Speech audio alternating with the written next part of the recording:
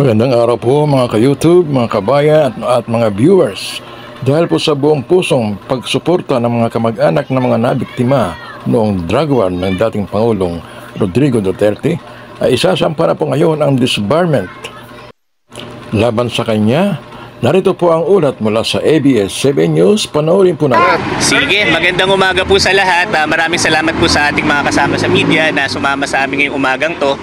Ito pong ginagawa natin ngayon ay magpa-file nga po tayo ng disbarment laban kay dating Pangulong Digong Duterte. Ako po si Attorney VJ Topacio, isang abogado rin.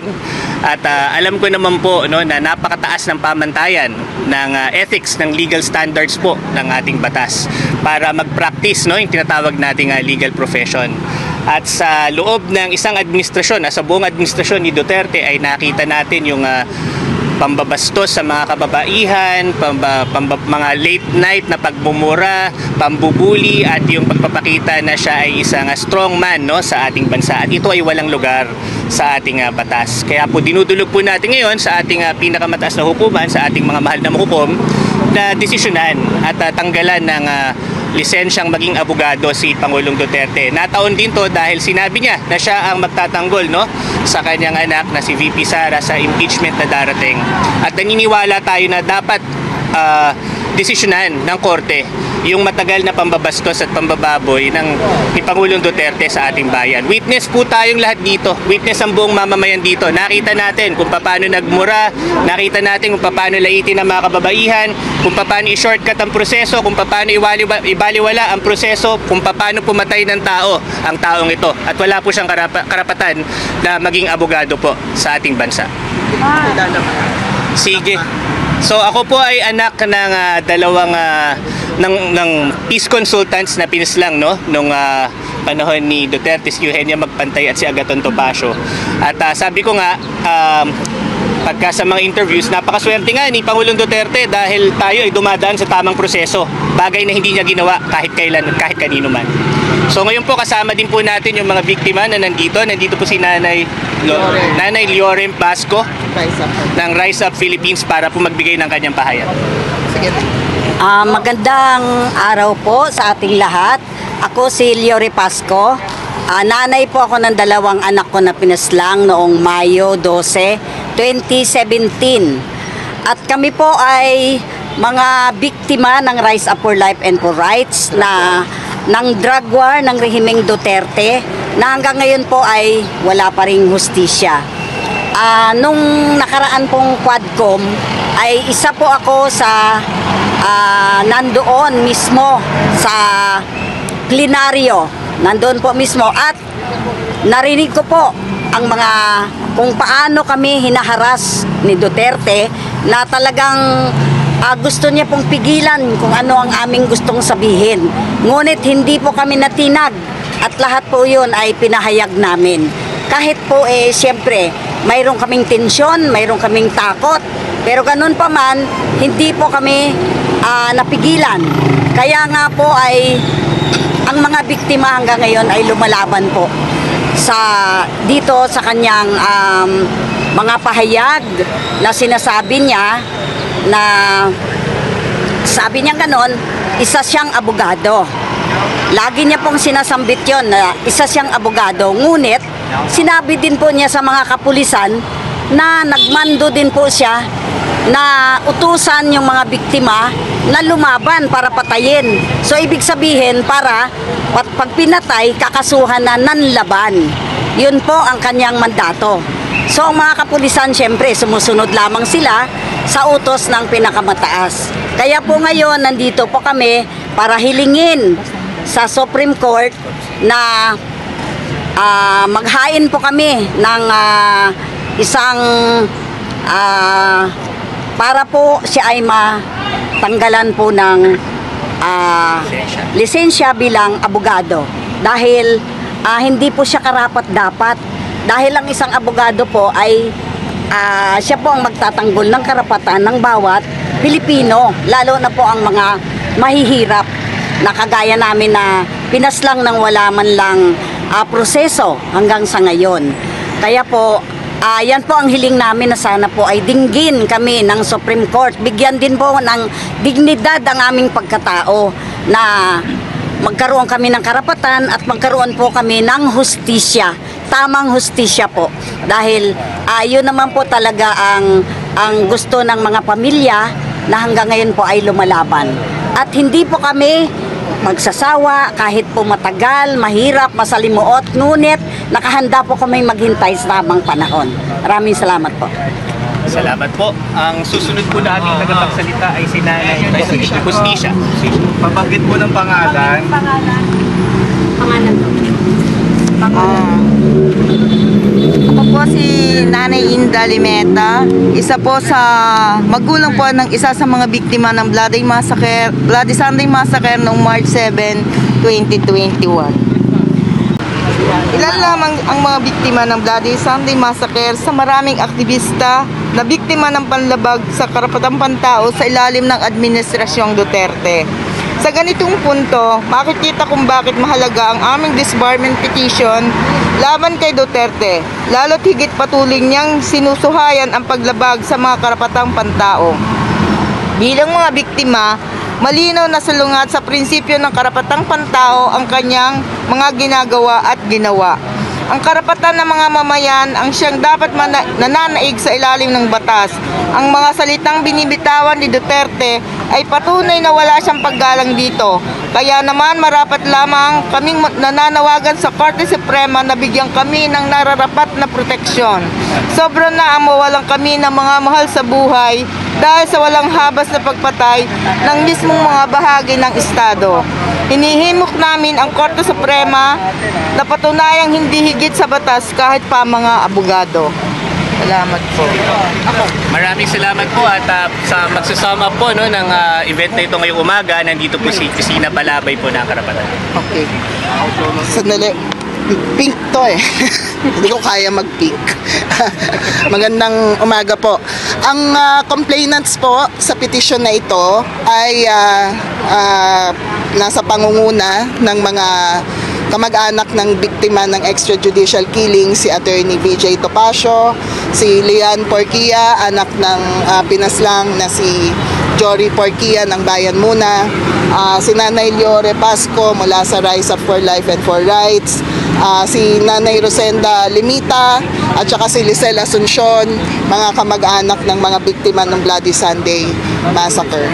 Kasama rin po namin sa petition na ito ang mga human rights defenders mula sa mga taong simbahan, si Father Manuel Gatchalian, nandito rin po si Sister Eleanor Llanes, mula po sa Promotion for Church People's Response, isang Methodist diaconess na si Norma Doliaga.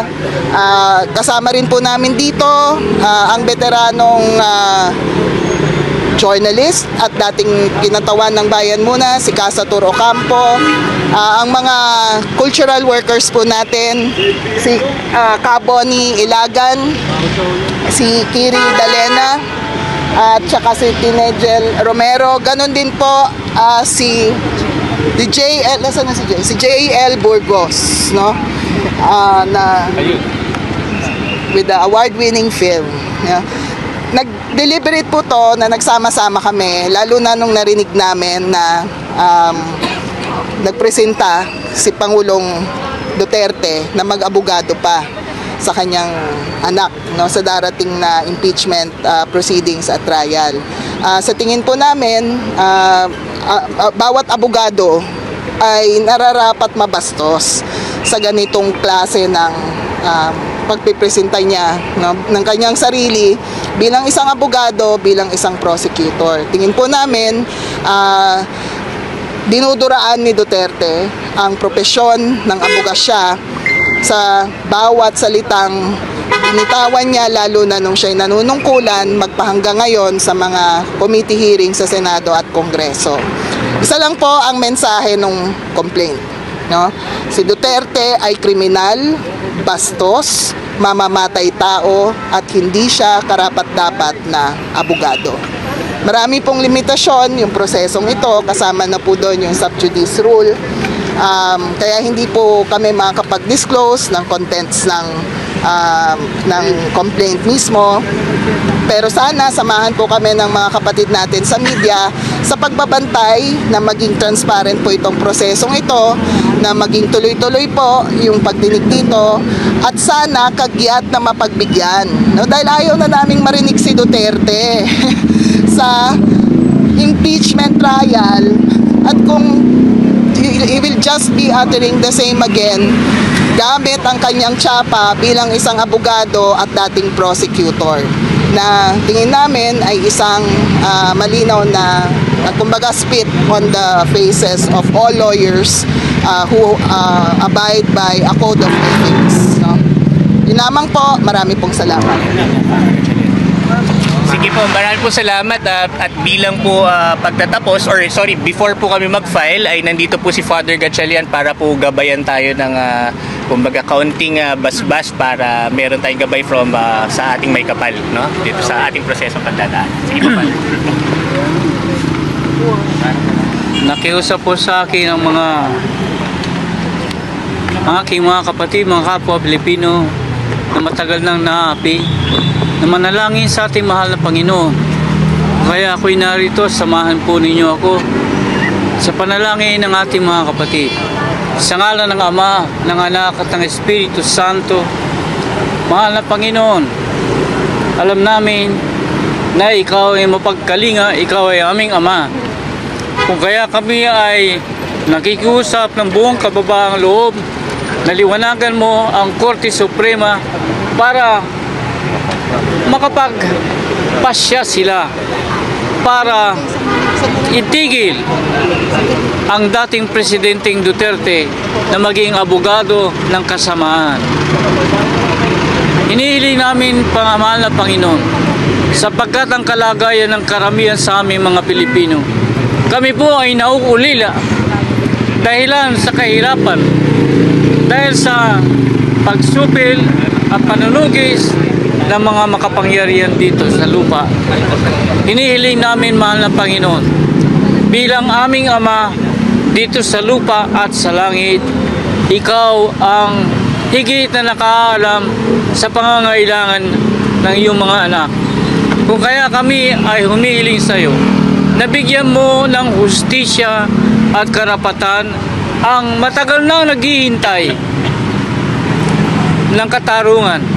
Hinihiling po namin, Mahal na Panginoon, sapagkat kami nagtitiwala na higit ka sa lahat, ang iyong kapangyarihan ay higit sa lahat, at ikaw ay mapagmahal sa iyong mga anak.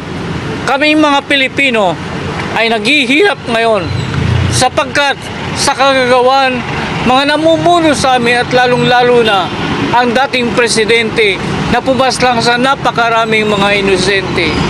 Hinihiling namin, Mahal na Panginoon, na kami nawa ay ingatan ninyo, sapagkat kami ay nakikiusap sa aming pangungulila, kami ay humihingi ng tulong sa iyo, sapagkat matagal na ang mga may kapangyarihan ang may pananagutan na dapat sila ay magpasya para tigilan ang mga taong humahadlang sa aming kalayaan, sa aming pagtatanggol sa aming karangalan. Mahal na Panginoon, Ikaw po ay mapagkalinga at hindi kami nawawala ng pag-asa, sapagkat Ikaw ay kakampi ng mga api. Hinihiling namin sa iyo na sa pamamagitan ng iyong kapangyarihan, liwanagan mo po ang Korte Suprema na kami ay pagtanggol at tigilan ang dating Presidenteng Duterte na ipagtanggol ang kasamaan, sapagkat kami po ay karapat-dapat at may karangalan na maging isang anak, maging tunay na Pilipino, at karapat-dapat na iyong anak. Panginoon, kami po ay umaasa na Ikaw ay pagpapalain mo ang iyong bayan. Maraming salamat, Panginoon. Ngayon pa man, kami nagpapasalamat sapagkat Ikaw ay makapangyarihan at mapagmahal. Sige Sige po, kung may mga urong lang po tayo ng konti. So sana attorney, ano name niyo po ulit? Attorney VJ Topacio. Victoria VJ Topacio. Sir, The good one. The good to pass. how does this file, this case, go around the fact na yung defense ni Duterte before na sinasabi niya that yung mga sinasabi niyang offensive or hindi maganda, hindi naman daw siya directive talaga, it's just a joke or not to be taken seriously. In fact, parang hindi pa yata siya na found guilty for any of that. So how does that go around? Okay. So, yung Supreme Court natin naglabas ng bagong canons for professional regulations ng mga abogado, no? At napakahigpit, no? Kami nga naglolokohan kami na parang lagi ka masususpinde dito sa mga acts na binabanggit ng Supreme Court. At itong mga ginawa ni Pangulong Duterte nung siya ay pangulo pa, lahat tayo dito testigo. Diba yung pagmumura, sabi ko nga yung mga late night pagmumura, pag walang magawa, yung mga pambabastos sa mga inosente, sa mga kababaihan, yung pag-amin sa Quadcom na nag-utos siya ng pagpatay. Kami naniniwala na dapat ito ay masubukan, no, dito sa bagong canons ng ating, na nilabas nga ng ating Korte Suprema. Hindi po ba parang protected siya nun kasi sinabi niya while he was president? Alam mo, napaka-stricto nga, no, ng canon, sabi ko sa inyo, na hindi lang siya basta during or while practicing, no, yung law na sinasabi. Ito ay talaga yung pagkatao ng abogado na tinatawag natin. At yung mga pronouncement yung mga announcement niyan, kami ay naniniwala na pasok siya doon, no? At covered siya ng mga violations ng sinasabi nating mga canons na yun. Ang presidente ng Pilipinas, lalo siya pa nga ang dapat tagapagtaguyod ng batas natin. Hindi lang abogado, presidente pa. Only when he was president, hindi kasama yung inampaan niya si De Lima? Hindi namin pwedeng i-detalye yung complaint, no? Pero marami pong mga specific na details po na sinight po namin dito sa aming reklamo. Thank you. Yes po. Sa Clariga doon, pumunta rin yung for this government against Sara naman. But when we asked him, he said, what's next po, just in case hindi na naman, kumaga matagal yung proseso ng government against Sara, balak niyang mag-file naman ng impeachment against the justices. Ngayon, sir, what's next sakaling matagal or mabagal yung Kami naman po, tulad po ng ganito, no? Kaya nga po kanina, pinapasalamatan po natin yung ating mga media dahil nakikita po nila sa ng mamamayan, no? Sa pamamagitan ng mga ganitong coverage na interesado yung mamamayan na manawagan at dumaan sa proseso, no? Para itama yung mga maling ginawa nitong nakaraang administrasyon. Hindi po naman kami aabot, no, sa pagpa-file ng impeachment sa ating mga justices, pero hindi din po kayo mapapagod na mag-follow up at manawagan na resolbahan agad itong sinampa po naming reklamo.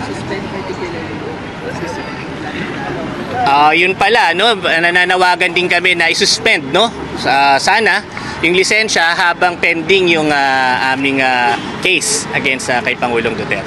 kasama yan dun sa prayer. Apo.